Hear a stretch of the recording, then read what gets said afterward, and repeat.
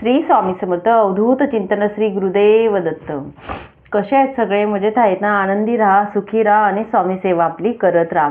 तर उद्या आहे भाऊबीज. आपली भाऊबीज आहे, त्याच्याविषयी मी तुम्हाला आज माहिती सांगणार आहे की आपण भाऊबीज सगळेच करत असतो, पण काही गोष्टी आपल्याला अशा करायच्या असतात की आपल्या भावाच्या दीर्घायुष्य होतं आणि त्याला बरकत राहील. त्याच्यासाठी आपल्याला थोडंसं असं म्हणजे ओवायचं पद्धत असते तीच ठेवायची, पण त्याच्यात थोडं एक्स्ट्रा करून घ्यायचं आहे आपल्याला. त्याच्यासाठीच मी हा व्हिडिओ बनवत आहे. तर आपला भाऊ जेव्हा ओवायला येईल तर नक्कीच सगळ्यांना सांगेल की आपण नक्कीच वेळ असेल तर नक्कीच वेळ काढा. नसेल भावाला वेळ तर बहिणीने आपल्या भावाकडे यावे.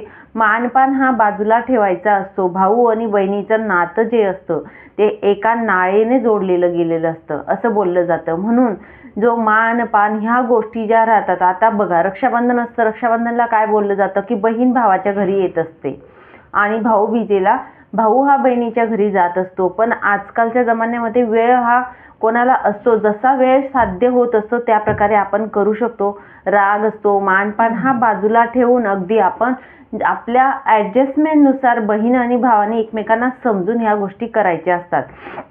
तर मी तुम्हाला सांगेल की आता हे बघा, ज्यांना भाऊ नाही आहे त्यांना सांगेल सगळ्यात आधी की भाऊ नाही आहेत अशांनी आता काय करायचं भाऊबीजेच्या दिवशी. तर तुम्हाला सांगू का, आपल्याला म्हणजे ज्यांना भाऊ नाही त्यांच्यासाठी स्वामी समर्थ महाराज हे आपले गुरु आहेत आणि गुरु हे सर्वस्व असतात हे आपल्या सगळ्यांनाच माहिती आहे.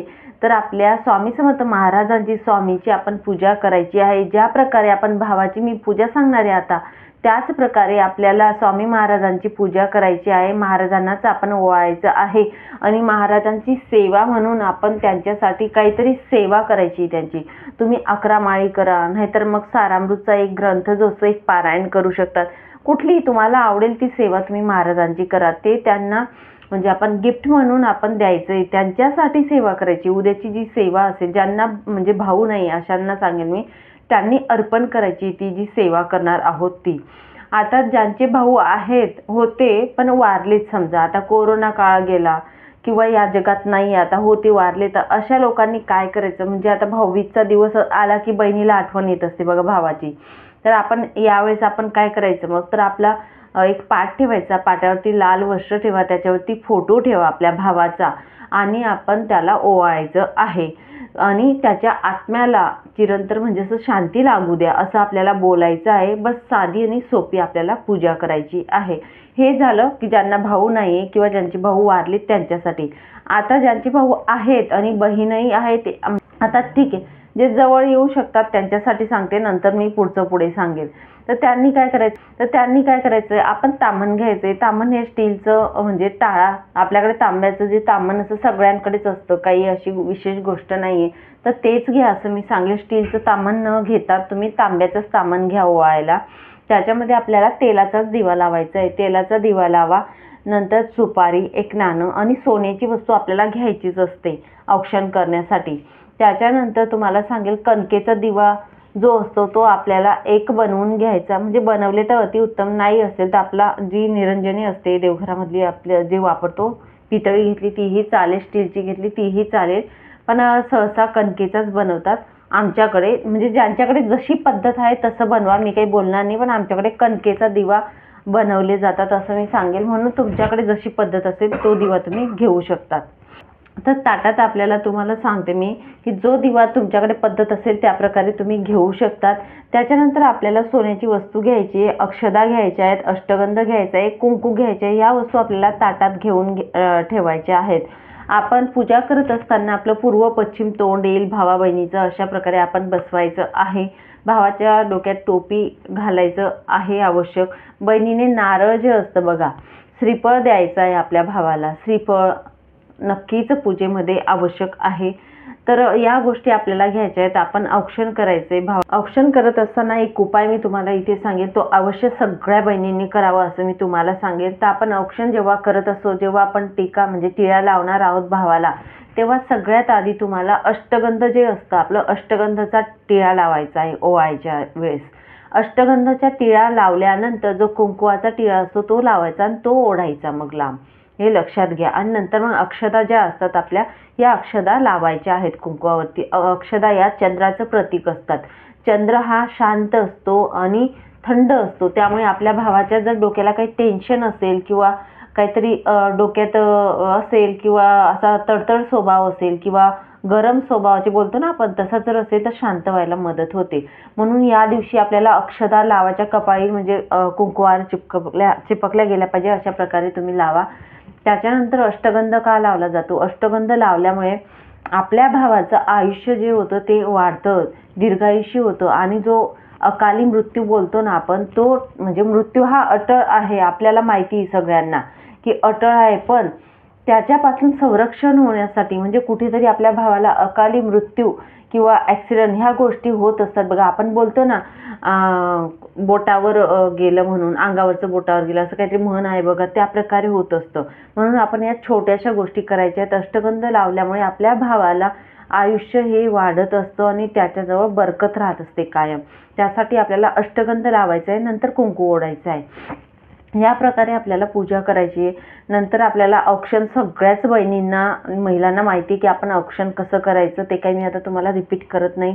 टोपी डोक्यावर घालणे आवश्यक आहे. त्याच्यानंतर तुम्हाला सांगेल की भावाने आपल्या बहिणीला आपल्या परिस्थितीनुसार, आपली जेवढी परिस्थिती आहे, मी तुम्हाला म्हणणार नाही की एवढं द्या का तेवढं द्या, जेवढी आपली परिस्थिती आहे त्या प्रकारे आपण दक्षिणा म्हणून ताटात ठेवायची आहे. बहिणीला वस्त्र घेतले पैसे देण्यापेक्षा तर काही वस्त्र घेतले, तुम्ही कितीही तुमच्या पटीने घेतले तरीही चालतील. औक्षण करायच्या वेळेस तुम्ही पैसे दिले तरीही चालेल, काहीतरी द्यायचं आहे. त्यानंतर बहिणीने पण आपल्या भावाला गिफ्ट म्हणून काहीतरी द्यायचं आहे, हे लक्षात घ्या. जसं आपण आणि भावासोबतच आपली भावजाई जी असते तर अर्धांगिनी असते, आपल्या भावाची अर्धांगिनी जी असते ती भावजाई असते. तर निश्चितच मी तुम्हाला सांगेल की भावासोबत वहिनीला जे आपली आईच्या घरची लक्ष्मी मानली जाते, तिला अवश्य तुम्ही तिलाही काही गिफ्ट दिलं तर अतिउत्तम. त्याच्यात काही म्हणजे हे नाही आहे, तर आपल्या इच्छेनुसार तुम्ही करू शकतात. तर ह्या गोष्टी तुम्हाला उद्याच्या दिवसाला भाऊबीजाला करायच्या आहेत, तेच सांगेल. अजून एक तुम्हाला सांगेल, जर तुम्हाला पैसे दिले, तुमच्या भावाकडून पैसे भेटले किंवा तुमच्या बहिणीकडून पैसे मिळाले आहेत, ते पैसे जर तुम्ही वर्षभर तुमच्या जवळ ठेवले, समजा मोडले नाही ते पैसे, असेच जर तुम्ही ठेवले तुमच्याजवळ सांभाळून पुढच्या वर्षापर्यंत, तर तुमची बरकत होत असते असं बोललं जातं. म्हणजे भावाला पण जर बहिणीने गिफ्टमध्ये पैसे वगैरे दिले काहीतरी किंवा भावाने बहिणीला दिले, तर दोघींनी पण ते पैसे जर असे व्यवस्थित सांभाळून ठेवले तर असं बोललं जातं की आपली जी धन असतं म्हणजे आपल्याकडे बरकत येत असते असं बोललं जातं. म्हणून जर तुम्हाला करता आलं तर नक्कीच हा पण एक उपाय तुम्ही करू शकतात.